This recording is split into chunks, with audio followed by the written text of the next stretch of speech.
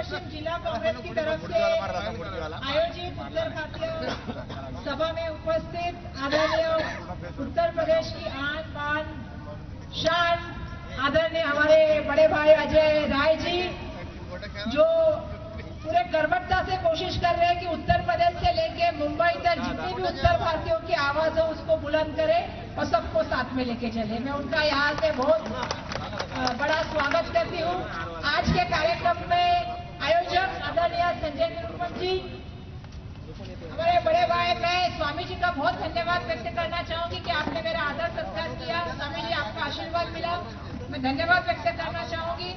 हमारे दूसरे बड़े भाई, हमारे एमएलए साहब कपिल पाटिल जी, जिला के सम्मान्य अध्यक्ष क्लाइव डाइस जी, मोहसिन हैदर भाई, अमजद ताई, माधवी ताई राणे, जयप्रकाश सिंह जी, ओझा जी, अंजन भाई, मंच पे उपस्थित सभी आदरणीय नेतागण, सामने उपस्थित अभी सभी का नाम लेना पड़ेगा, अगर लेना होगा तो, क्योंकि मुझे पहले लाइन के तो सबके नाम ऑलमोस्ट मालूम है और फिर किसी का नाम रह जाएगा तो फिर ये हो जाएगा कि ताई ने हमारा नाम आज क्यों नहीं लिया। तो सभी आदरणीय नेता जो नीचे बैठे हैं, सभी मेरी माता बहनें और सभी मेरे भाई, सबसे पहले तो संजय निरुपम साहब को मैं धन्यवाद देना चाहूंगी कि उन्होंने यहाँ पे आज ये सभा आयोजित की, और सूर्यकांत मिश्रा जी को भी धन्यवाद देना चाहूंगी। सूर्यकांत मिश्रा जी का है पता नहीं मुझे, आएंगे? हाँ, सूर्यकांत मिश्रा जी है, और दूसरे शर्मा जी को भी धन्यवाद देना चाहूंगी। तो मैं आज आप सबको कहना चाहती हूँ कि कल हमारे आदरणीय अजय राय जी आए और सुबह से वो लगातार कार्यक्रम कर रहे मेरे साथ। उनको 3:30-4 बजे मैंने छोड़ा, फिर मेरे यहाँ पे मेरा एक रैली था, एक मोर्चा था हमारा धारावी के लिए अडानी के खिलाफ। लेकिन आज सुबह जब हमारी मुलाकात हुई, वो हुई सिद्धिविनायक से। हम दोनों साथ में सिद्धिविनायक में गए, सभी लोग गए और हमने गणेश जी के दर्शन किए, आशीर्वाद दिया। कहते हैं कि किसी भी शुभ काम की शुरुआत जो है वो श्री गणेशा करके करनी चाहिए। और हमने मुंबई में आने वाले दिनों में, चाहे वो लोकसभा हो, विधानसभा हो, मुंबई महानगर पालिका हो, कांग्रेस पार्टी मजबूती से लड़ेगी और जीतेगी। ये यहाँ से हमने शुरुआत की और फिर भारत रत्न डॉक्टर बाबा साहब अम्बेडकर जी के चैत्य भूमि पे हम लोग गए, वहां पे हमने अभिवादन किया, क्योंकि आज इस देश में सबसे ज्यादा जरूरत अगर किसी चीज की है, या हम समझते हैं कि आज इस देश को इकट्ठा किसने रखा है, तो इस देश के संविधान ने रखा है। और बाबा साहब को अभिवादन करने के बाद, पार्टी के कार्यक्रम करने के बाद यहाँ पे अभी वो आए हैं। मैं आदरणीय संजय निरुपम साहब का भाषण सुन रही थी। उन्होंने 4 प्रस्ताव यहाँ पे रखे और 4 प्रस्ताव के माध्यम से उन्होंने कहा कि इसको हम सरकार के सामने रखेंगे, और सरकार ने अगर इसमें हलचल नहीं की तो आने वाले दिनों में हम इसके लिए आंदोलन भी करेंगे।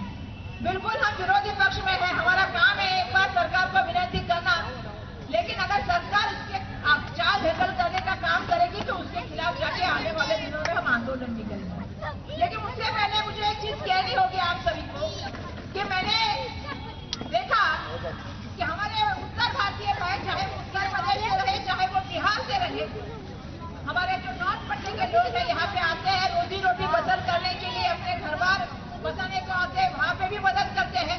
इसीलिए अजय राय जी जब यूपी का इलेक्शन था तो हम मुंबई के लोगों को भी कह रहे थे कि आप यूपी में जाओ, क्योंकि यहाँ का वहाँ का नाता बहुत गहरा नाता है। लोग रोटी पर रोटी पानी का रखो ना यार,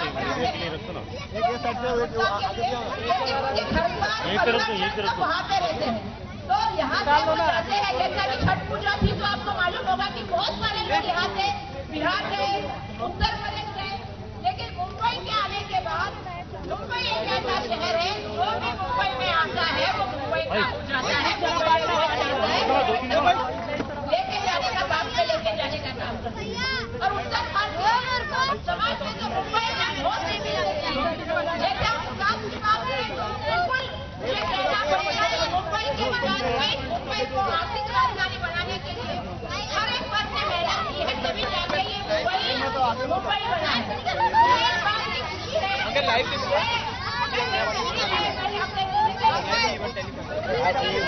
अरे अभी तो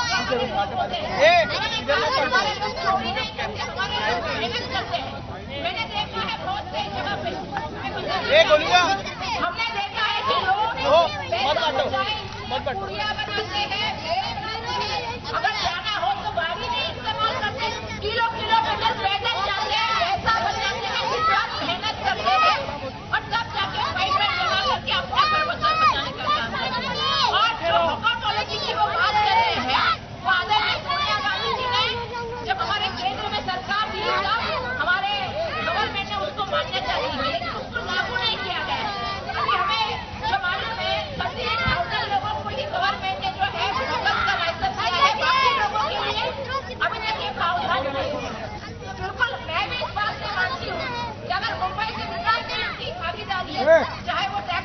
ड्राइवर हो, रिक्शा ड्राइवर हो, ठेले वाला हो, पानी पट्टी में बातचीत को चलाने वाला हो, सबकी जिम्मेदारी है। आज मुझे किसी ने पूछा क्या कहना चाहती हूँ, मैं कहना चाहती हूँ सभी से कि जमाने को भी याद रखिए, जब कोविड का जमाना था तब केंद्र की सरकार ने कोई ट्रेन नहीं दी, न कोई व्यवस्था बनी हुई है, न योगी सरकार ने कोई व्यवस्था बनी किया। महाराष्ट्र में कांग्रेस पार्टी ने आदरणीय सोनिया गांधी जी ने कहा पहली ट्रेन हमने यूपी को छोड़ने का काम तो कांग्रेस पार्टी की तरफ से हुआ था, लोगों के सुख में खड़ा रहने का काम किया था। केंद्र ने कहा था छोटे जो बिजनेसमैन है, ये छोटे जो दुकानदार है उनको हम मदद करेंगे, लेकिन कोई भी मदद हमारे लोगों को मिली नहीं। आज ऐसी परिस्थितियां हैं कि बहुत से लोगों के छोटे छोटे व्यापारियों के जो उद्योग है वो कम हो गए हैं। वो सिलाई का काम करता था, उसके पास के कारोबार करने वाले कारागिर काम करने वाले लोग कम हो गए हैं। ये परिस्थितियां हैं आज यहाँ पे मुंबई में, महाराष्ट्र में। तो मेरा सबसे पहले ये कहना है कि इसको बिल्कुल सुरक्षित करना चाहिए। जो सुविधाएं हैं वो सुविधाएं मिलनी चाहिए, इसमें कोई शक नहीं है। मुझे लगता है कि आने वाले दिनों में 2024 को अभी त्रिभुवन साहब ज्यादा टाइम तो रहा नहीं, हमारी सरकार आएगी तो सबसे पहले हमें यही काम करना पड़ेगा कि बिल्कुल हम मुख्यमंत्री महोदय के पास जाएंगे, इवन वही राज्यपाल के पास जाएंगे, क्योंकि मुंबई की सबसे बड़ी समस्या आज अगर आप देखेंगे, चाहे वो एसपी रोड हो, चाहे वो लिंकिंग रोड हो, चाहे वो फैशन स्ट्रीट हो, आज लोगों को जो रस्ते में दुकान लगाते हैं उनसे महानगर पालिका वो जितना तकलीफ देती है, पुलिस जितनी तकलीफ देती है। आपने पुलिस का जिक्र किया, आपने कहा कि टैक्सी ड्राइवर, रिक्शा ड्राइवर को तकलीफ होती है। अब तो नया सिस्टम आया है, एक तो ऑटो निकलता है वो अलग से है, दूसरा एक फोटोग्राफ निकलते, फोटोग्राफ निकल के डाल दिया तो आपके अकाउंट में से पैसा कट होता है। अब जो आदमी दिन में 1000 रुपया कमाता हो उसको अगर चलान 1200 रुपए का चलेगा तो वो कमाएगा कैसे? गाड़ी इधर खड़ी कर दी, उधर खड़ी करके फोटो निकालने का काम अभी बहुत से लोग करने का काम है। तो मुझे मालूम है कि तकलीफ बिल्कुल है, और इसमें बहुत सारी चीजों का कारण ये भी है कि आजकल सरकारें जो बनी है वो तोड़ मोड़ की सरकारें बनी है, जिनका ध्यान इन समस्याओं के ऊपर नहीं है। उनको ये नहीं समझ में आता है कि होटल की क्या समस्या है, उनको फेरी वाले की क्या समस्या है, उनको ये नहीं समझ में आता कि टैक्सी ड्राइवर की क्या समस्या है। जबकि टोल पर टोल लिया जाता है, लाइन में खड़ा किया जाता है, और माननीय उप मुख्यमंत्री महोदय कहते हैं कि हम तो टोल लेते ही नहीं है, हम हमारी जो पैसा हमारा जमा होता है सरकारी ढिलों से पैसा देते हैं। फिर आप टोल भरते हैं कि नहीं भरते, मुझे बताइए, तो वो पैसा जाता कहाँ है? आप जो पैसा लाइन में खड़े रह के होता है आपका, जरा लाइन के बाहर गए तो फोटो गया, कोई ना कोई वहां पे आके खड़ा हो गया। तो ये तकलीफें बिल्कुल है, और आने वाले दिनों में इनके ऊपर हमें काम करना पड़ेगा। घर की तो सबकी बात है, घर के लिए तो मुझे मालूम है कि आदरणीय इंदिरा गांधी जी की जयंती थी 19 तारीख को। इंदिरा जी की वजह से सबसे पहले तो झोपड़पट्टी को फोटो पास किसने दिया और संरक्षण किसने दिया? तो इंदिरा गांधी ने दिया। ये सबसे बड़ी बात है, याद करिए। अगर इंदिरा जी नहीं होती तो झोपड़पट्टी को संरक्षण नहीं मिलता, अगर विलासराव देशमुख साहब नहीं होते तो 95 तक नहीं होता, फिर 2001 तक की बात है। निरुपम साहब, हमें तो मांग करनी चाहिए, देश के प्राइम मिनिस्टर कहते सबको घर मिलना चाहिए, तो झोपड़पट्टी के हर आदमी को जो है वो मुंबई में घर मिलना चाहिए, ये मांग हमारी होनी चाहिए। और पहले वाले की बात आपने की है, उसको भी हम समर्थन बिल्कुल देंगे कि जो निर्णय है वो निर्णय जो है सरकार ने इस मामलों में लेना चाहिए।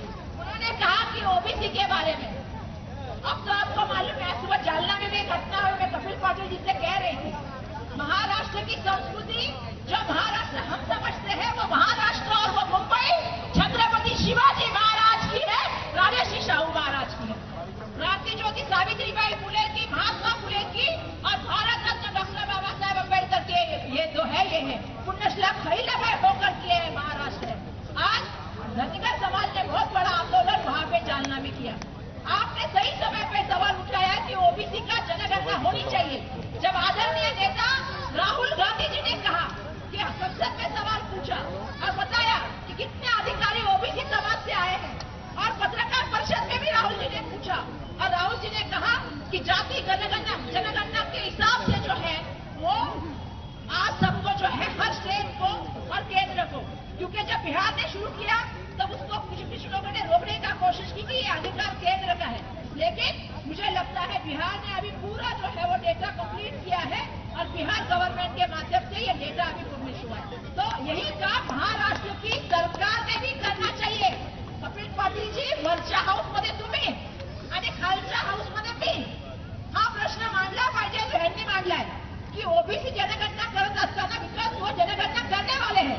अगर वो जनगणना करने वाले हैं तो जो उत्तर भारत से आए हैं जैसे यूपी से या बिहार से, अगर वो विश्वकर्मा है, अगर वो पटवा है या अगर वो किसी जमात में आते हैं तो उनको यहाँ पे संरक्षण मिलना चाहिए। ये भूमिका हमें सरकार के सामने आने वाले अधिवेशन में जो 7 तारीख को होगी उसमें रखनी पड़ेगी। तो मैं आपकी सभी मत से सहमत हूँ, लेकिन मैं ये भी कहना चाहूंगी कि अभी उत्तर प्रदेश और महाराष्ट्र ऐसा नहीं रहा, हम सब एक है, हम सब एक है,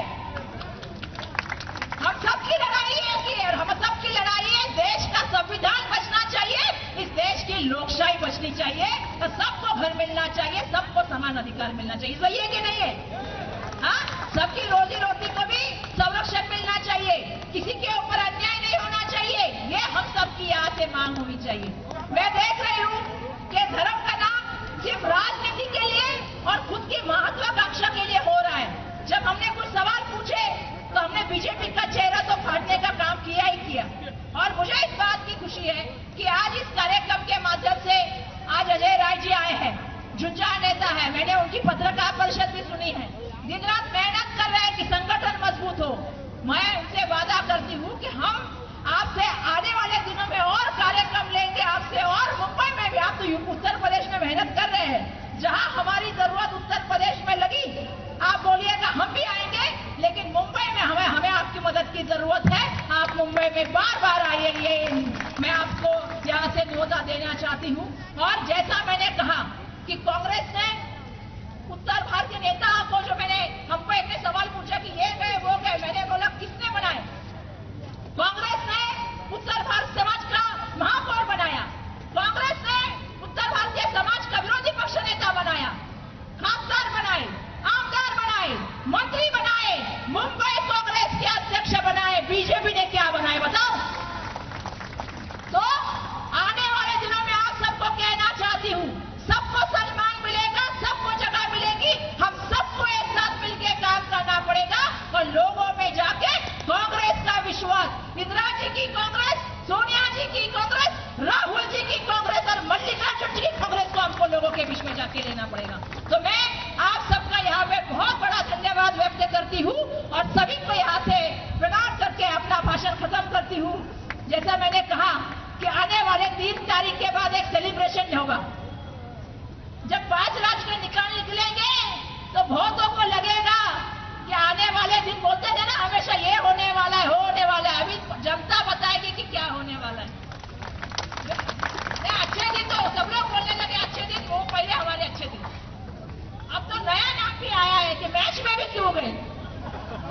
तो जो चल रहा है वो अभी आने वाले 3 तारीख के बाद फिर सब चेंज हो जाएंगे। हाँ, सब चेंज हो जाएंगे। हाँ, शायद आपके हमारा मराठी में कहते हैं कि जब जैसे पावलं चांगलं ना आपल्याला पायगुण इतना चांगला असतं की काही यश घेऊन येतं। अजय राय जी, आपका पायगुण हमारे लिए बहुत अच्छा होगा, ये मुझे पूरा विश्वास है। और इस माध्यम से एक अलग माहौल मुंबई कांग्रेस में और मुंबई के हर एरिया में होगा, यही अपेक्षा करती हूँ और आप सबका बहुत बहुत धन्यवाद व्यक्त करती हूँ। चलिए, धन्यवाद। जय हिंद, जय महाराष्ट्र, जय उत्तर प्रदेश, जय भीम। एबीपी माझा, उघडा डोळे बघा नीट।